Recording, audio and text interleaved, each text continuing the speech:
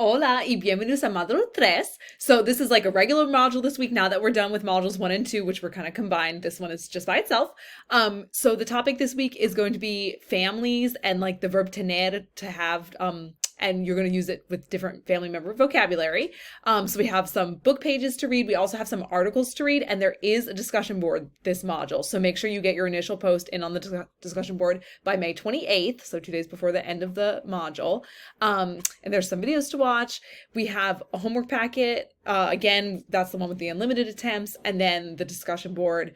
The speaking assignment, you're going to answer those questions in Spanish about your family.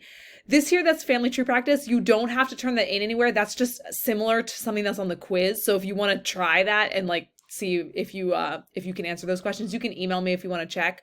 But you don't have to submit that anywhere. It's just practice, because on the quiz there's going to be a similar family tree and you will answer true and false about that. Let me know if you have any questions, y nos vemos pronto.